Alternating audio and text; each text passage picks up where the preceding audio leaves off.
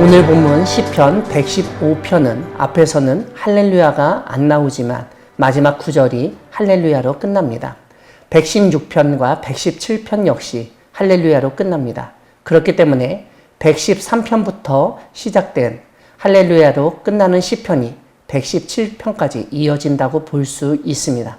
무엇보다 111편과 112편은 맨 앞에 할렐루야가 나오고 113편은 앞과 뒤에 모두 할렐루야가 나오고 115편부터 117편까지는 맨 뒤에 할렐루야가 나오는 시의 구조를 가지고 있다고 할 수 있습니다. 아무튼 할렐루야가 나오는 찬양시이지만 오늘 본문 시편 115편은 그 내용이나 주제가 단순하지 않습니다. 제일 먼저 오늘 시에서 시인은 우리에게 돌리지 마소서라고 2번이나 반복해서 외치고 있습니다. 시인이 우리에게 돌리지 말라고 요청하는 것은 하나님의 영광입니다. 아마도 시인과 주변 사람들은 하나님의 영광을 드러낼 수 있는 어떤 특정한 상황 속에 있었던 것 같습니다. 하지만 그럼에도 불구하고 시인과 주변 사람들은 결코 영광을 자신들이 취할 수 없다는 사실, 오직 하나님에게만 영광이 돌려져야 한다는 사실을 강조하고 있습니다. 그런데 이런 가운데서 시인 주변의 나라, 사람들이 하나님이 어디 있냐고 조롱하는 것을 듣게 됩니다.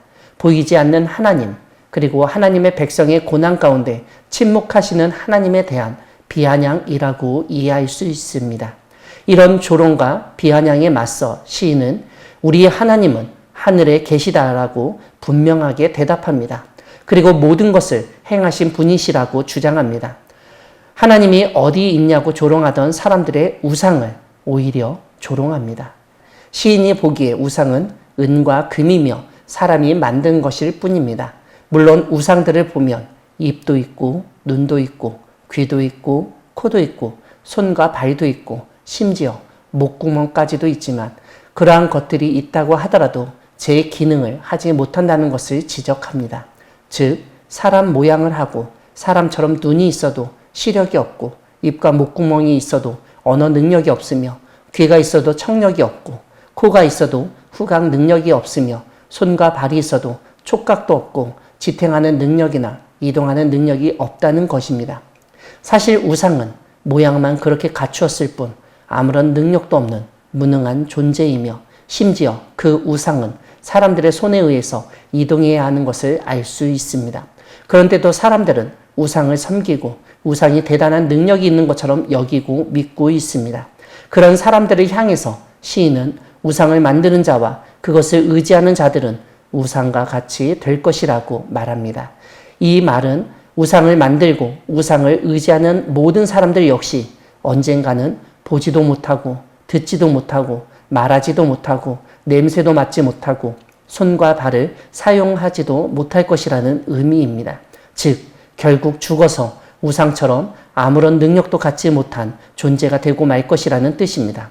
이런 가운데 시인은 이스라엘에게 여호와 하나님을 의지하라고 외칩니다.